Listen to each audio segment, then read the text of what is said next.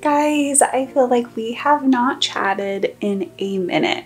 I am just getting ready to go out and see Twisters with my mom, but first I thought that I need to update you guys on like what is happening with my content, because I feel like it's been a little bit all over the place lately. So I think that when I went through burnout as a creator a few years ago, it affected me a lot more than I thought it did. So for example, there's always been like parts of my personality that are very like girl boss, type A, I need to build this thing, and like also like very analytical. Like when I was a kid, like some people would be like, you're like a little lawyer. And I'm like, I'm sorry. But like there is like a big analytical part of myself that it's so fascinating to look back on it now. But when I burned out on my history and literature YouTube channel, it literally burnt out parts of my personality. One of the reasons I had to stop making that content was my brain would like go to access, you know, the analytical part of me, or the part of me that loved history and literature, or this other part of me. And it just got like a 404 page not found error. It was just like, I'm sorry, those personality traits are no longer available. Try again. And I guess it kind of reminds me, I've heard before about how like caregivers, like nurses and stuff, can have like caregiver burnout, where that part of them that like wants to take care of other people goes offline because it's just been so overused and almost like hurt. And I feel like that's really what happened to huge aspects of my personality, is they like went offline because they were like, nope, we have been so overused here, we aren't showing up anymore. I think this is one of the reasons that when creators burn out, they usually have an identity crisis, because like half my personality went offline, and then the other half of my personality was like very underdeveloped because I had been relying so heavily on the other half. And I think in my healing journey, I've been doing a lot of work like healing the other parts of my personality and building that back up. But I guess before this point, didn't realize that at some point, those other aspects of my personality would eventually come back online. And so when I started making shorts of history and literature on my other channel, like that was because I could. Like for a really long time, I couldn't even think of watching a Jane Austen adaptation without having an anxiety attack. As that started to heal and I could now make these shorts, I did start making the shorts. But the thing is I feel like in the past few months, yeah, like a lot of all of those personality traits that led to my old channel being created in the first place have now come back online, and they're like asserting themselves in my personality, and they're like, I'm here, what we doing, what we building, are we talking about Jane Austen, let's do that. And I'm just like, oh yeah, this is part of my personality, you're back, I don't know what to do with you. So like a lot of you guys probably know, I ended up starting a podcast on my other channel. And at the time I didn't know why. I'm like, why am I starting this? This is gonna burn me out. This is a terrible idea. And it wasn't until like I took time to like take 20 steps back and really journal about this and realize like, oh, it's because those parts of my personality are back. They're trying to like assert themselves. But I need to really be careful and figure out how to like reintegrate them into my life, and like how I want to use these parts of me in a healthy way going forward that won't just lead to this burnout cycle again. Anyway, that is a lot to say that like for the time being, I'm putting a hard pause on my podcast because I'm like, I don't think this is going to be healthy, but I am like going to be exploring making history and literature videos again, and other types of videos on this channel, and just really, I think, working out how to be a complete person in a healthy way now that parts of my personality have come back online. I know this probably seems like a really random, crazy, like, issue, but alas, creator burnout's crazy. Anyway, I need to finish getting ready for the movies, and then I'm gonna go see Twisted Twisters.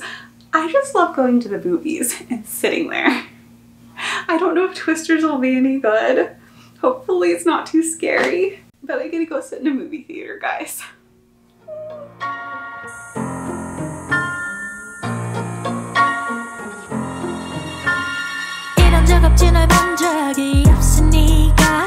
You keep me up every night.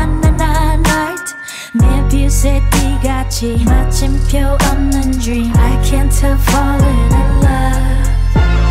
Maybe I just wanna feel like you. La la la la. Next to me right here right now. 밝아오는 아침이 약속할 만큼만 너를 더 알고 싶어. I wanna dive into your arms. Nowhere to hide, just like you're beautiful nightmare. You're beautiful nightmare. Beautiful night. So Twisters was actually pretty good. And there wasn't too much gruesome violence, or really any. There were some very scary scenes, but otherwise, I thought it was like a fun movie to go see. I'm not saying that it's gonna win any award of like cinematic masterpiece or something, but it was fun. But also, I've just been thinking so much about you guys. You are some of like the truest fans here on YouTube, and you have stuck with me through so much stuff. Like, you guys here on the vlog channel are amazing. I was just thinking about my emo poetry phase. Do you guys remember that? How could you forget that? That was a terrible phase for everybody involved. But you guys stuck with me through it, so thank you. So what phase am I in now? I don't know. Hopefully this, in hindsight, will be a much better phase than the emo poetry phase. But guys, thank you so much for being the most awesome and amazing community here on YouTube and sticking with me and just being awesome. It like means so much to me. Thank you. So I'm gonna get ready for bed. However, I'm not gonna share my whole bedtime routine because it's pretty much the same. I think I've just stabilized in a routine that's really good for my sensitive skin and just really good. And I'm like, I'm not gonna try a bunch of new stuff. If this works, it works. Though occasionally I still am like, I need to try this random new thing. And then like most of the time I'm like, no, what I had before was better. Though here is a semi-recent addition.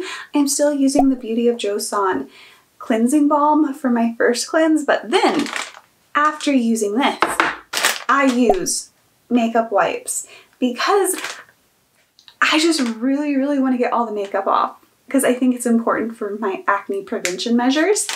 And so I've been using the ones by Honest. I tried a few different brands, like their sensitive ones, and they still irritated me, and they especially irritated like my eyes and the skin around my eyes. This one does not. These are the best sensitive skin makeup wipes I have found. So if makeup wipes irritate you, try these ones. So the other thing I've added to my evening routine recently is the Dose of Wisdom Dark Circle Brightening Eye Cream. Mostly because they gifted me this and they sent it to me. And I was like, is it really gonna be any good? And I was actually surprised that it's really good on my sensitive skin. So my eyes are usually so sensitive to eye creams, like I'll try an eye cream for a while and then like I'll just get tired of it irritating my eyes and I'll stop using it. This one has not irritated my eyes at all since I started using it. I think it must be very gentle. Now this one claims to brighten dark circles. I can't say if it does or not because really my dark circles lighten or darken depend on how much sleep I'm getting, on allergies and other factors. So I don't think like there's a scientific way for me to know that, but what I do know is it hydrates the area around my eyes really well and gently and doesn't irritate them, and that's what I'm super excited about it for. I'm just so tired. Actually getting ready for bed is a lot of work, guys. I have to do it. We can do it. We can do it. I'll see you guys tomorrow. Sleep. 널 바라보며 Yeah. 하고 싶은 말 내가 너의 그늘이 돼줄게 언제나 편하게 기대도 돼 네가 원한다면